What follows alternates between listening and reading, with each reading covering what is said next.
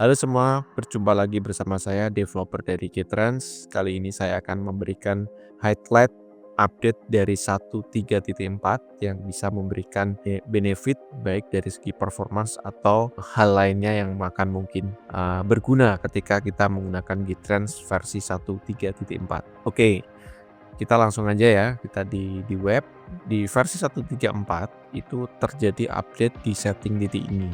Jadi update ini akan menyebabkan setting yang lama kemungkinan bisa akan menimbulkan error karena ada beberapa penambahan. Jadi yang menggunakan API atau di backup dulu API-nya, terus kemudian nanti dimasukkan lagi di setting 1.3.4. Oke.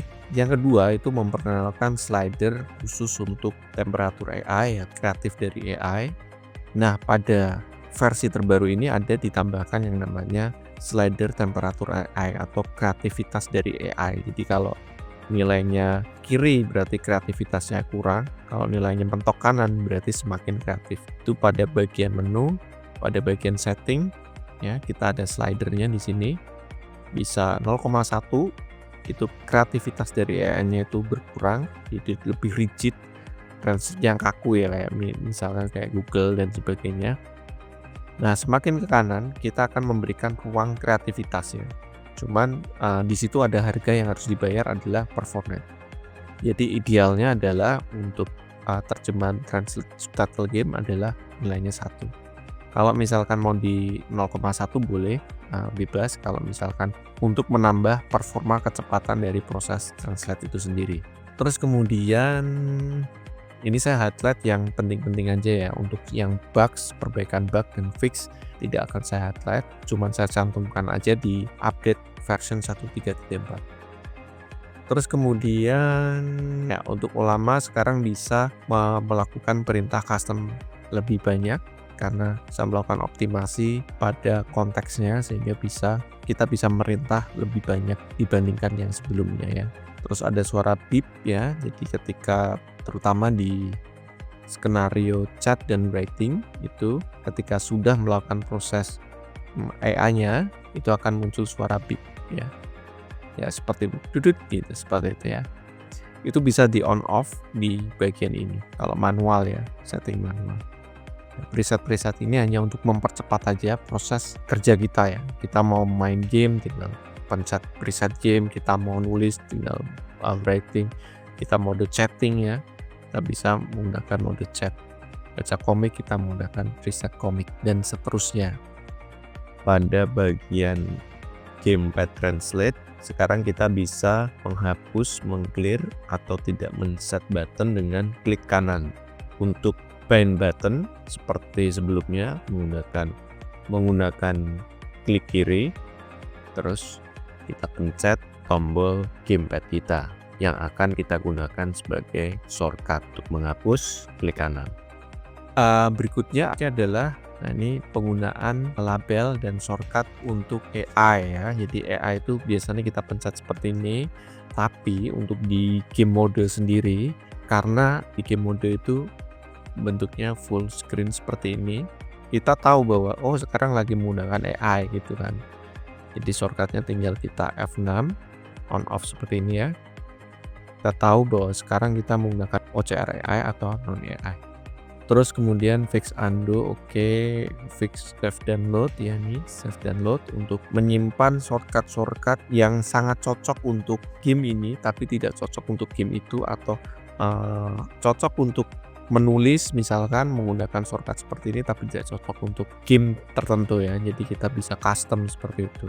Terus fix di center, game modenya ada di pojok atas, akan sekarang berada di tengah.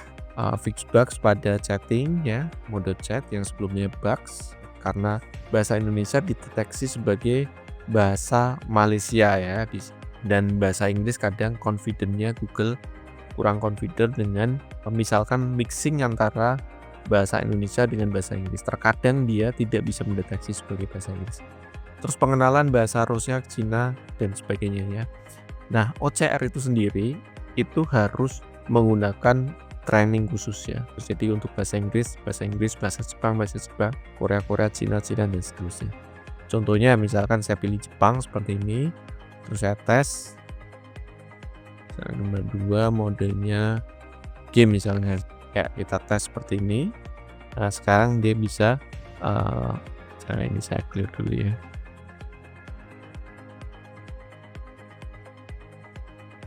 Nah, dia bisa menerjemahkan bahasa Jepang ya, seperti itu. Bahasa Korea, Cina juga bisa. Cuman syaratnya itu data trainingnya harus di-download sendiri ya. Nanti tinggal ditaruh aja di source data ya. Di sini ada ini Korea, terus kemudian Jepang, kemudian Rusia, terus kemudian China ya. Jadi cari aja nama filenya itu CPN training data dan seterusnya di internet, terus download, taruh di folder Tesseract ya. Saya tidak masukkan ke installer karena akan menambah ukuran installer ya, bisa tambah gede. Nah, dan saya tidak menginginkannya. Terus kemudian OCR Paramfix ya, sekarang diubah ke Qt5 interface-nya. Ya, Qt5 seperti ini. Terus kemudian kalau kita save otomatis ke folder fix ya. Jadi nanti bisa langsung muncul di sini. Jadi lebih mempermudah gitu ya. Tutorial untuk OCR Paramfix sudah saya bikin, jadi saya pikir sudah paham untuk penggunaannya. Terus bugs di skenario preset. Nah, fitur save TTS ya. Sekarang ada save TTS. Fungsinya adalah untuk menyimpan audio hanya satu file saja. Nanti kebutuhannya untuk apa? Misalkan untuk editing, untuk atau keperluan lainnya. Nanti kita bisa save dalam satu audio. Contohnya misalkan ini.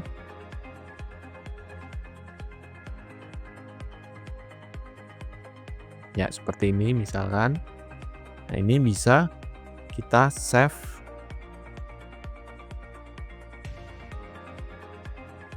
Ya, seperti ini ya. Misalkan kita ubah ke Cina, kita bisa file, save as, dan seterusnya. Writing log, ini perbaikan di writing log. Jadi di sini berisi tentang log translate yang kita lakukan ya di game ya. Nah, log ini punya gunaan misalkan ini. Kita dialognya panjang, ada lognya, kita bisa blok ini lognya, dialognya kita blok. Terus kemudian kita menggunakan writing assistant, kita suruh simpulkan seperti itu. Nah, itu fungsinya bisa untuk menyimpulkan dialog-dialog yang panjang yang kita mungkin lupa ceritanya apa tadi. Nah, itu bisa kita simpulkan sehingga kita bisa paham cerita dari si gamenya. Terus kemudian set timer ya. Set timer itu di bagian ini defaultnya 15 detik, tapi kita bisa ubah menjadi 5 detik, 3 detik, dan seterusnya. Itu untuk apa? Untuk bagian di full mode yang ininya ya. Jadi selama 15 detik dia akan hilang dengan sendirinya. Seperti itu. Oke, nah yang terakhir, jadi ketika si Git trans jalan, otomatis juga akan memanggil si Olama server. Jadi untuk mempermudah aja. Sama mungkin yang di sini belum saya masukkan di listnya adalah untuk Olama, saya paksa Olama untuk tidak meng-unload data peta modelnya, misalkan menggunakan Gema, sehingga proses translate-nya jauh lebih cepat ya. Oke, kira-kira itu saja update untuk versi 1.3.4. Hopefully ini akan sangat membantu dan akan mempercepat proses translate. Kira-kira itu aja yang bisa saya update untuk highlight dari 1.3.4. Sampai ketemu lagi di video selanjutnya. Bye bye. Terima kasih.